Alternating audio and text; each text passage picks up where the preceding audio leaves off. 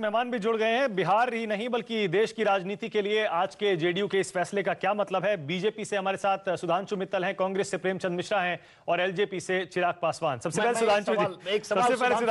सुधांशु जी, लगातार हम लोग डिबेट कर रहे हैं। पहले नीतीश कुमार ने 19 तारीख को बहुमत साबित करने के लिए ऐलान कर दिया है, 19 तारीख को फ्लोर पर। आप शुभकामना देंगे नीतीश कुमार को?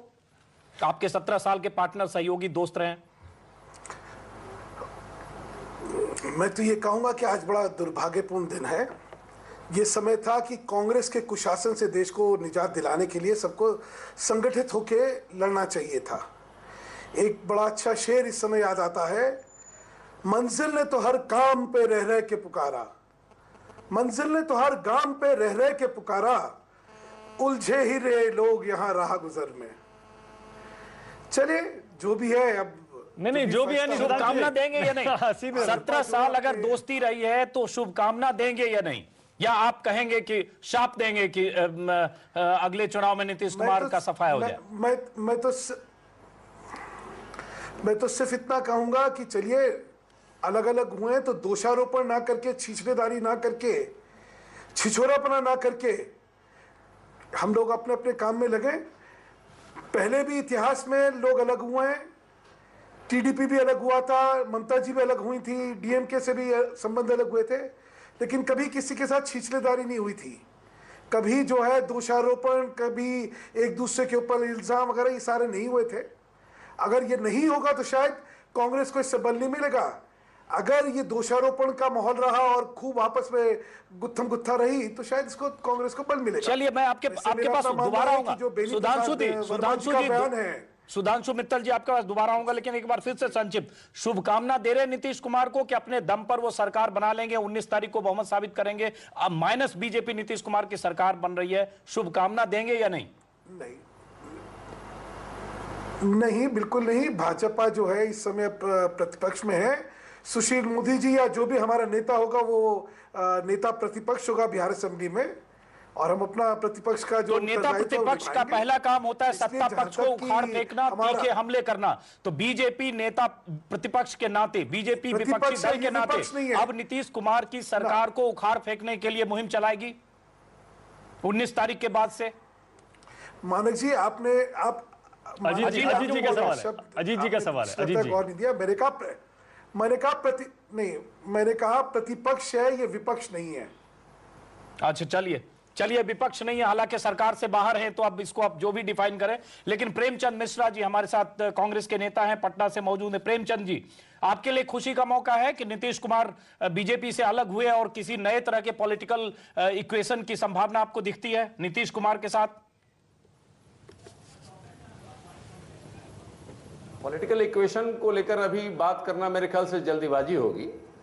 मैं इसको एक अच्छा कदम मानता हूं कि बिहार में भारतीय जनता पार्टी सत्ता में जो थी वहां से वो बाहर कर दी गई है।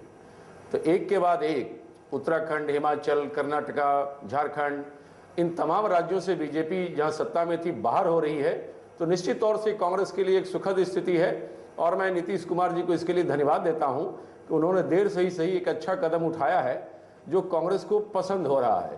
तो नरेंद्र मोदी के नाम पर जो राजनीतिक परिस्थितियां नीतीश जी ने पैदा की हैं, इस परिस्थिति के लिए हम उनको धन्यवाद देते हैं, उनके कार्य की सराहना करते हैं। ठीक है, यानी आपकी संभावनाएं खुली हुई है। कांग्रेस के केंद्रीय नेताओं की तरफ से भी इसी तरह के बयान आ रहे हैं। सुधांशु जी ने लगता है उंगली उठा रखी है, कुछ कहना चाह रहे हैं या हमें उंगली दिखा रहे हैं? सुधांशु जी बोलिए। सुधांशु जी, मैं कहना चाह रहा हूं कि छाछ बोले से बोले छलनी भी बोल रही है, ये भी विडंबना है। 4 विधायक लेके ये अपना बार्गेनिंग कर रहे हैं।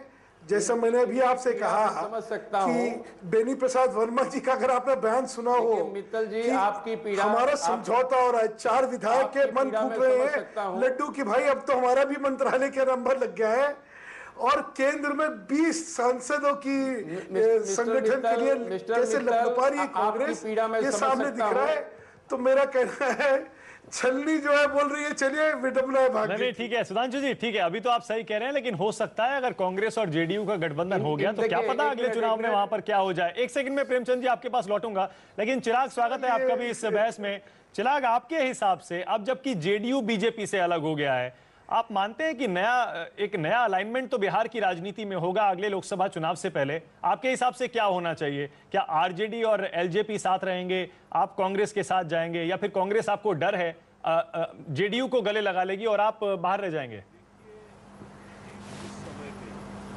देखिए, डेफिनेटली ये एक राजनीतिक बहुत उथल-पुथल जो ये शुरू हुई है बिहार की राजनीति में, सो डेफिनेटली बहुत इसमें अभी बदलाव आएंगे और अभी सिर्फ और सिर्फ वेट एंड वॉच की पॉलिसी हमारी पार्टी अपना के चल रही है।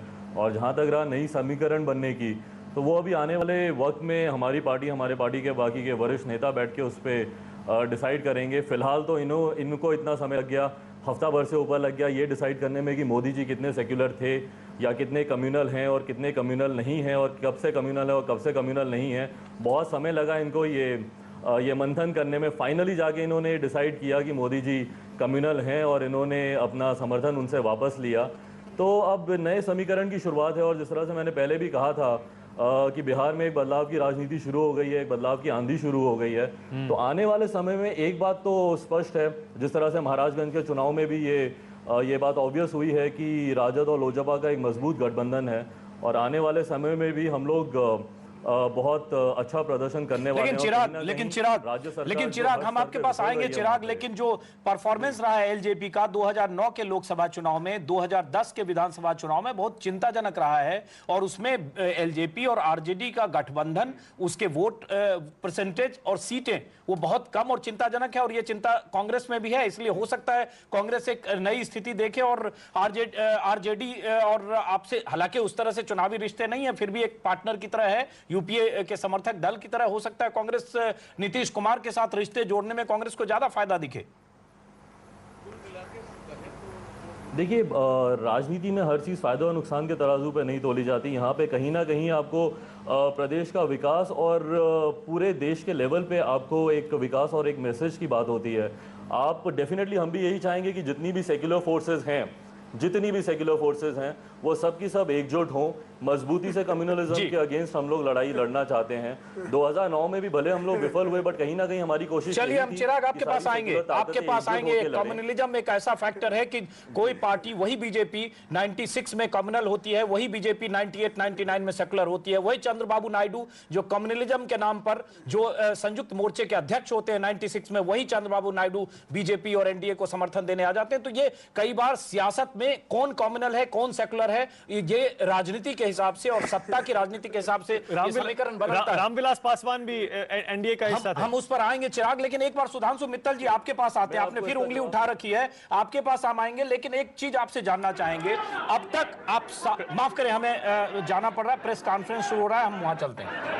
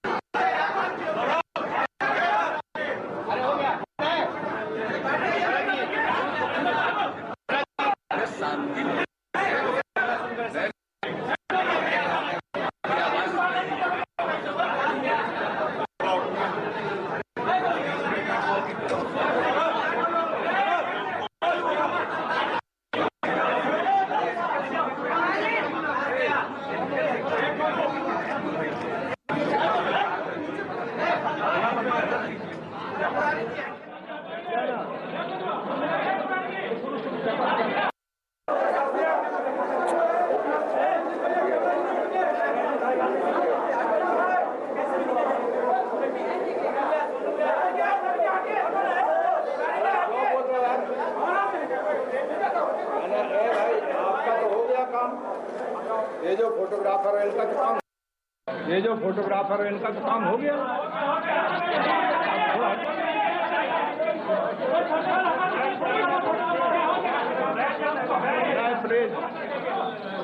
प्लीज ये उनके लिए हो जाते, आप तो काफी ले लीजिए, आ जाओ बाजू में।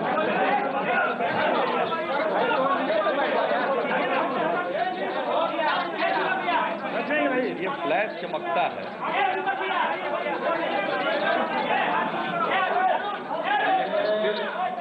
स्टिल फोटोग्राफर बंधुओं से आग्रह है कि ये फ्लैश चमकता है। कोई ठीक कह रहे हैं शरद जी, अब तो बात हो गई, बातचीत करने दीजिए, हो गया। अब आप हम लोग रिक्वेस्ट कर रहे हैं, आप फ्लैश चमका रहे हैं। अगर मगर जब तक आप फ्लैश चमकाएंगे तब तक ये देख नहीं पाएंगे उनको, तो बातचीत क्या कर पाएंगे? अरे भाई करके अब इतना रिक्वेस्ट हो रहा है, इसके बाद भी क्या मतलब है भाई? फोटो तो आप एक ही लेंगे ना, और ले ही चुके, तो अब कृपा करके जो बात फिर वो देखिए।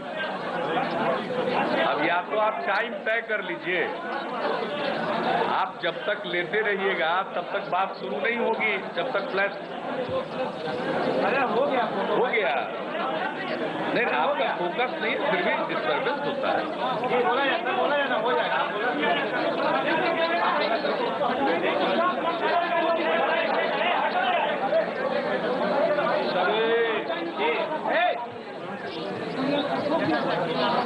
पत्रकार मित्रों, जी क्या कर रहा है? इनको करें जी बीच में क्या बोल रहे हैं? आप बोल रहे हैं, सुनिए। सभी पत्रकार मित्रों, बैठो ना।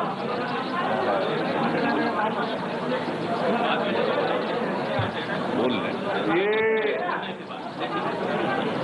ये गठबंधन हमारा जो एनडीए था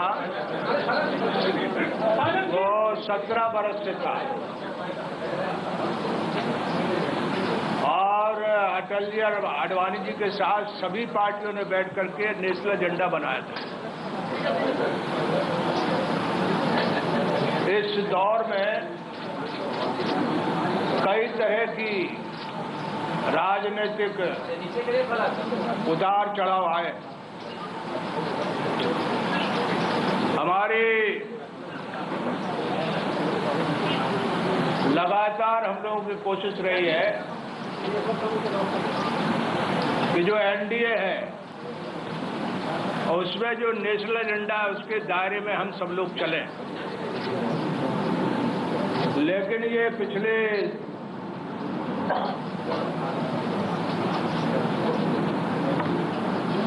6-7 महीनों से जिस तेजी से जो घटनाएं घटी हैं,